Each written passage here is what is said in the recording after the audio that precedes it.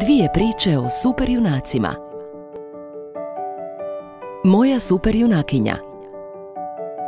Napisala Mija Macan. Moja superjunakinja zove se Natura. Ona pomaže ljudima, životinjama i biljkama. Koža joj je zelene boje, ima dugu ljubičastu kosu i oči boje modrog mora. Uvijek nosi svoju ružičastu haljinu i dugački svjetlucavi plašt. Ima narančastu torbu u kojoj se nalazi vilinska prašina, uz pomoć koje leti i nadgleda kome može pomoći. Kao i svaki drugi superheroj, ima protivnike. Jako je tužno to što smo mi ljudi njezini protivnici. Ljudi širom svijeta bacaju smeće i tako zagađuju naš planet. Zbog toga je Naturi jako teško. Njezini nokti mijenjaju boju. Crveni su kad je svijet jako zagađen, a kad je stanje dobro, zelene su boje.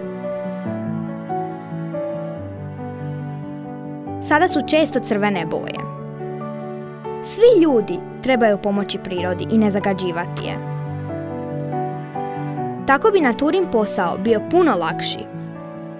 Kada bi se svi ljudi bolje odnosili prema prirodi, bilo bi lakše i Naturi i nama. A svijet bi bio ljepše mjesto za život.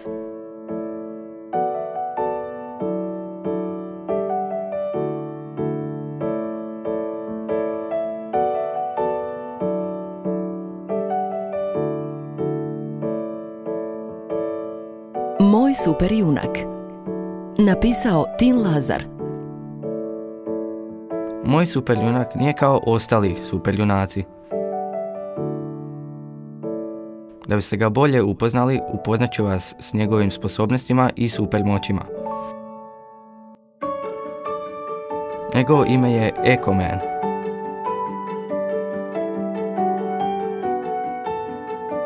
On nije kao svaki drugi superjunak, nema moć letenja, super snagu ili super brzinu. Već je njegova glavna moć briga o prirodi i pomaganje svijetu. Može zasaditi biljke svojim umom. Može očistiti svaki kutak zemlje i uništiti smeće koje ljudi nemilice ostavljaju gdje stignu. Eco-Man može spasiti svaku životinju od izumiranja. Može zalediti otopljene ledenjake i može obnoviti svu potrošenu energiju. Njegova glavna misija je spasiti zemlju od globalnog zatopljenja. Jako je vedar i opušten i nije se nikad ni s kim posvađao. Voli sve ljude, osim onih koji zagađuju okoliš. Nosi zelene hlače i zelenu majicu s velikim slovom E. Jako bih volio da moj Eco-Man postane stvaran kako bi spasio svijet od uništenja koje smo mi ljudi započeli.